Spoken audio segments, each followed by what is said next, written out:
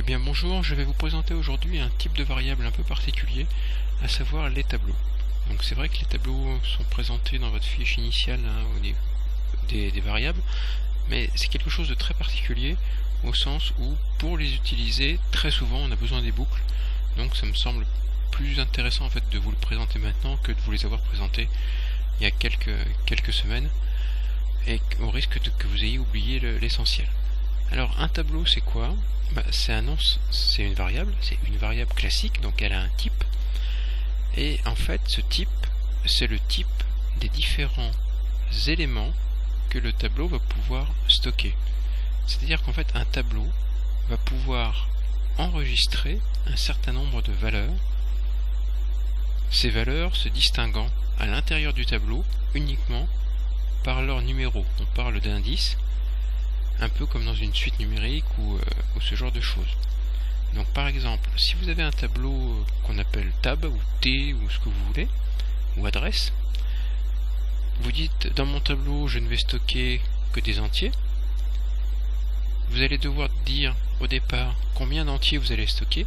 Il n'y a pas possibilité de stocker dans un tableau un nombre variable d'éléments, c'est-à-dire de dire au compilateur je sais pas combien je vais en enregistrer, puis en rajouter sans lui donner de limite. Ça c'est un autre type de variable.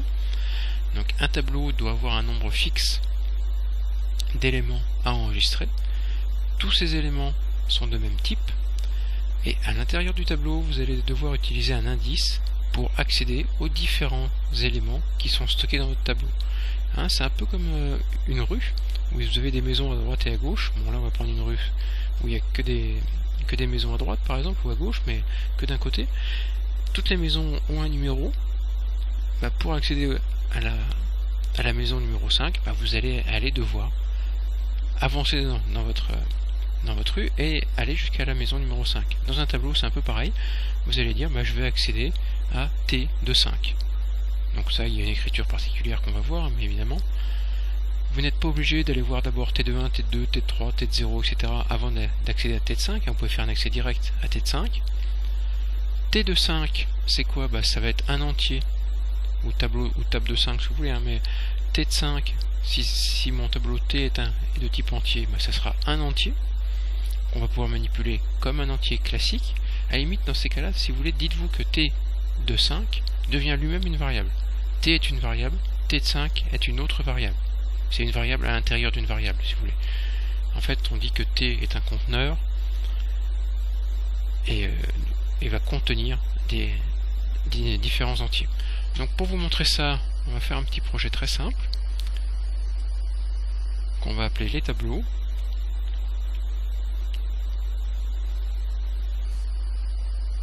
Donc là pareil, j'ai pas l'intention de faire plusieurs projets, donc je vais utiliser une solution qui s'appelle les tableaux. J'ai un peu de mal, voilà.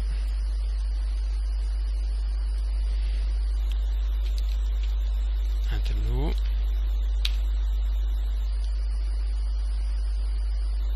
Alors, première chose, c'est comment on déclare un tableau. C'est une déclaration un petit peu particulière.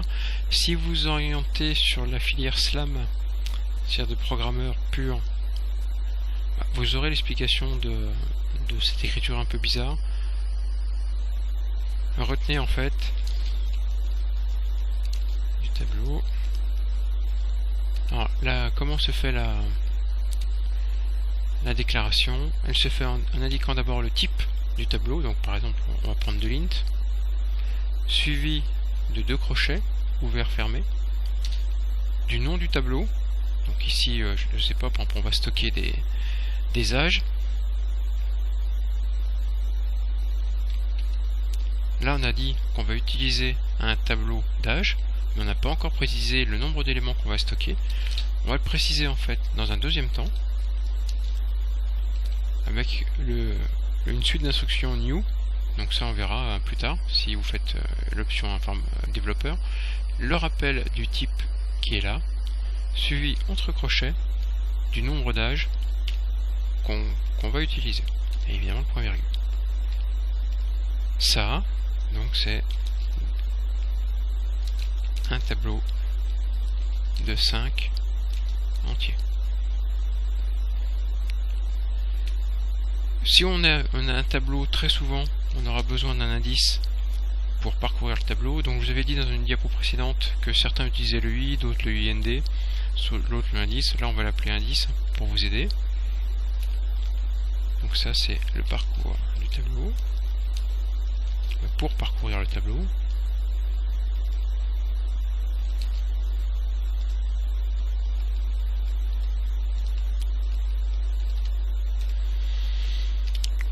Alors qu'est-ce qu'on va faire? Très simplement, on va faire une première boucle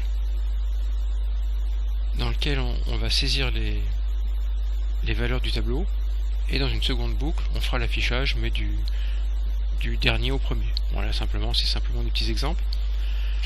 Alors, la première chose, c'est la saisie du tableau. Donc on va faire un for, indice. On va respecter quand même le syndic. Alors, première chose dont il faut se souvenir, pardon, c'est que dans un tableau, la numérotation commence à 0. Le 5 qui est là dit qu'il y a 5 éléments, c'est pas l'indice du dernier. Donc ça veut dire que si vous avez un tableau de 5 entiers,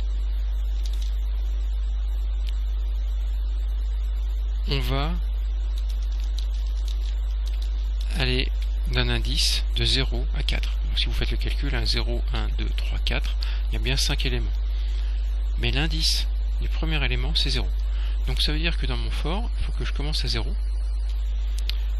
Lui dire qu'on va aller jusqu'à un indice, tant que l'indice il est inférieur ou égal à 4, on fera notre saisie. Et qu'à chaque itération, on fera indice égal à indice plus 1. Là, on va faire la saisie du tableau. On va essayer de faire ça de façon très claire, en précisant en fait, saisissez un élément du tableau. Bon, mon affichage peut être perfectible ici, mais pour l'instant je vais me concentrer en fait sur la manipulation du tableau.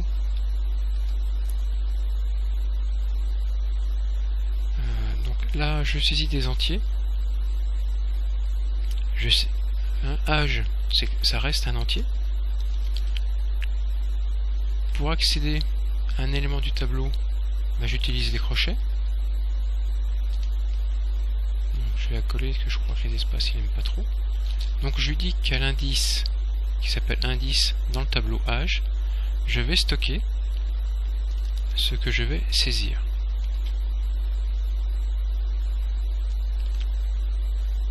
Int 16 de console.readline.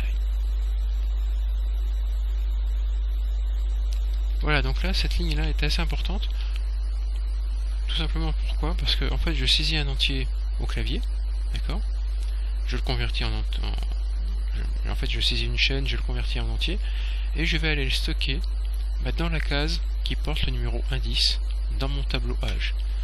Je suis dans une boucle, indice là va de 0 à 4. Donc en fait, je vais remplir comme ça en fait mon tableau, d'abord avec l'élément 0, après l'élément 1, l'élément 2, l'élément 3, et ensuite l'élément 4.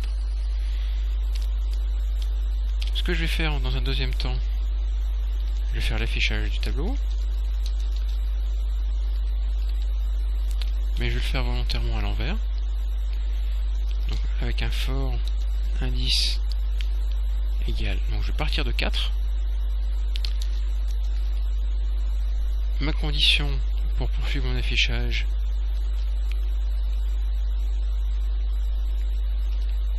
c'est que mon indice soit positif ou nul. Attention, parce que si je lui dis strictement positif, il ne m'affichera pas l'indice 0, c'est-à-dire le premier élément. Et à chaque itération, je vais faire indice égale indice moins 1. Et là, donc je vais me contenter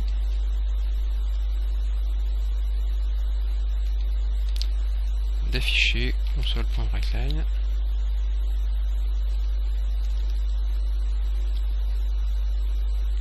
Bon, à la limite, je vais faire un affichage un peu brutal. C'est-à-dire que ça, on va pas très joli, mais sans trop finasser. J'ai un problème avec les crochets sur mon clavier, mais c'est pas très grave. Voilà. On va finir par notre petite séquence habituelle.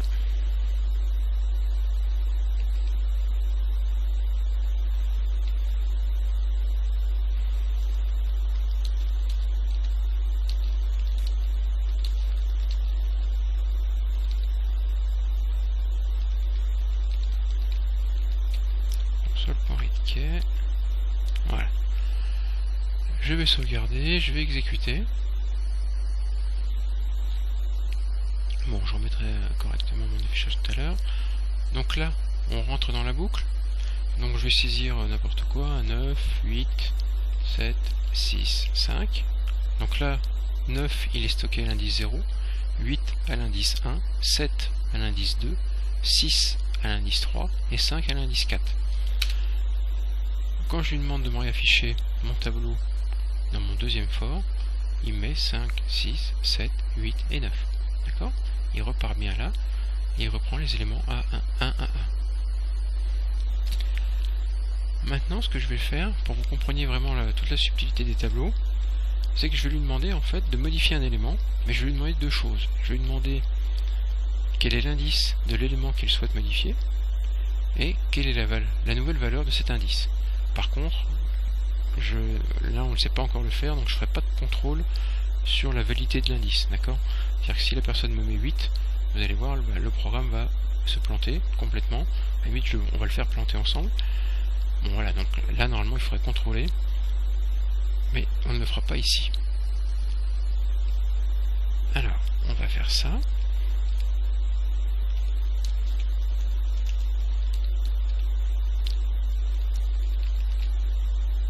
Donc on va essayer de tout faire en une seule, hein. De faire ça le plus rapidement possible. Quel élément souhaitez-vous modifier?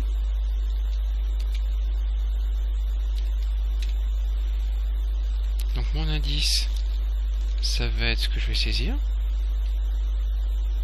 Donc par contre, comme c'est un entier, je vais être obligé de le convertir.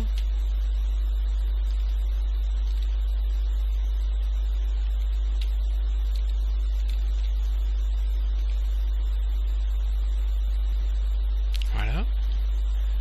Donc là, je lui ai demandé quel indice il voulait modifier.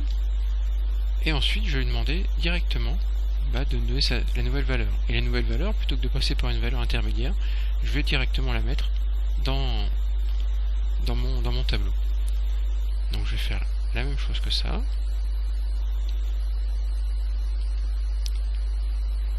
Quelle nouvelle valeur souhaitez-vous insérer? Alors ce que je vais faire, je vais lui afficher la valeur actuelle qui est positionnée. La nouvelle valeur donc qui est positionnée à l'indice qu'il m'a donné.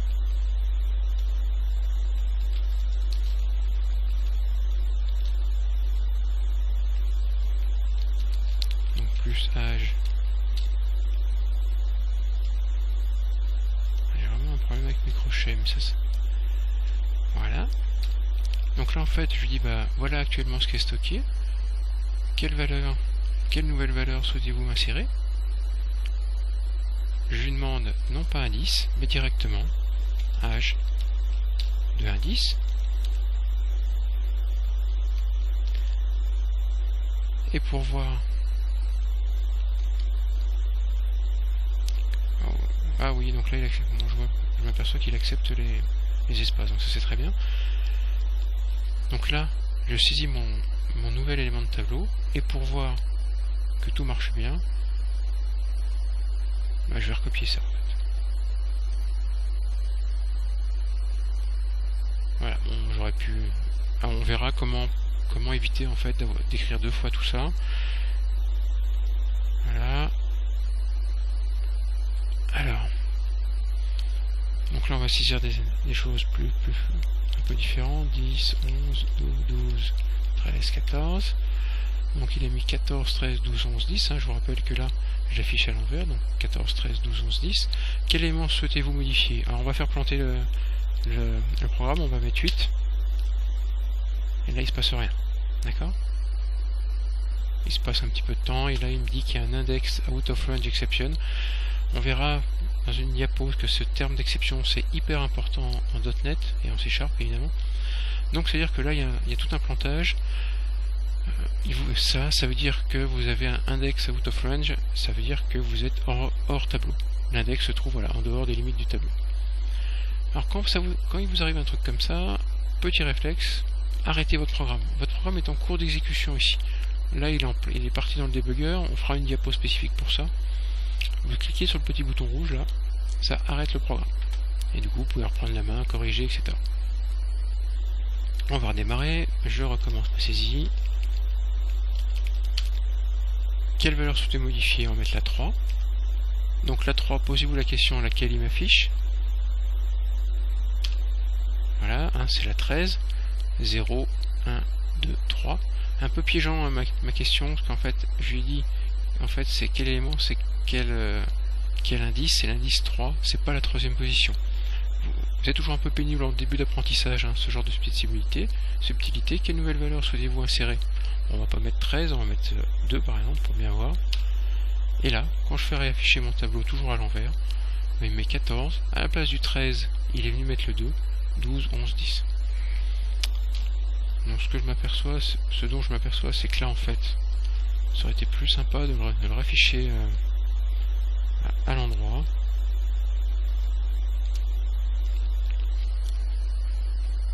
Pour avoir une... Allez, on se le refait une dernière fois. Donc 10, 11, 12, 13, 14. Quel élément modifié? On va mettre le 2. Donc 0, 1, 2. Quelle valeur vous voulez mettre? 100. Et il a bien remplacé le 12 par le 100. Voilà, donc j'espère que cette vidéo vous a aidé et que la manipulation des tableaux est un peu plus claire pour vous. Mais on aura l'occasion maintenant de manipuler énormément les tableaux. Donc dans toutes les diapos qu'on va faire pratiquement, on aura des tableaux. Donc on aura largement le temps de continuer à travailler là-dessus. Merci.